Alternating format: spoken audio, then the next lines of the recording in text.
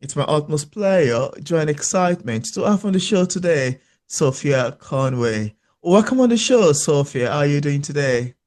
I'm very well, thank you for having me. It's my pleasure, actually. I think when two poets are talking together, it's a beautiful one, and I'm looking forward to this. It's going to be very exciting. So, thank you very much for joining in. Thank you. Absolutely, absolutely. So, Sophia, we're going to get into all that inspired you to write Someday, Somewhere Beautiful, a West Coast Motherhood, which I so much love the title name.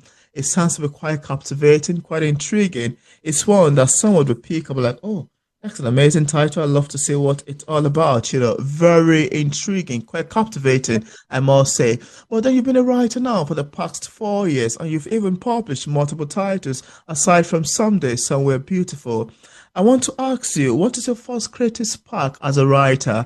How did you get started into writing? How did you get started? And how did you come to selecting poetry as a genre for yourself? How you come started into writing? I think I've got a lot in there actually, but if you can run us through your creative process, the start of Mhm. your writing career, that would really be great. Yeah, I used to write as a child and a teenager a lot, but as in my adult life was so busy, I never had Yeah. much time or brain space for it. I was just working lots and traveling and then really it was my pregnancy that encouraged me to get back into it. Because once you're pregnant, you're spending a lot of time thinking about sort of like your legacy or, your life as a whole and what you're going to do, what it would teach this child that you're having. Yeah. Um, and it really encouraged me to like get back into poetry, which I really Mm, loved. And poetry is perfect because it's very bite-sized. I had the capacity for it because it was, you could spend a few minutes just writing a poem and then move on with your day. And yeah. so it was just the perfect amount for what I needed. Yeah. Um, and then I decided to start writing this book because I actually ended up having a miscarriage in Oh, that pregnancy. oh, And it helped me process my grief a lot and capture those moments that I was afraid that I would forget years from now.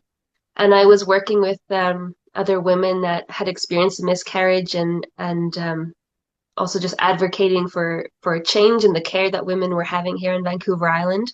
mm, And I decided that I should publish my poetry as a collection also to help other women know that they weren't alone in the experience. And mm, so that is where Someday Somewhere Beautiful comes in. It's a record of my experience, but it's also very hopeful, as the title, I think, acknowledges too. So it's definitely a time capsule from that period of my life, and I hope it encourages other women that are going through similar experiences or wrestling with that kind of grief for what they've lost. And so yeah, it's been just a huge chapter of my life, and I'm excited mm. to share it. Yeah. Wow.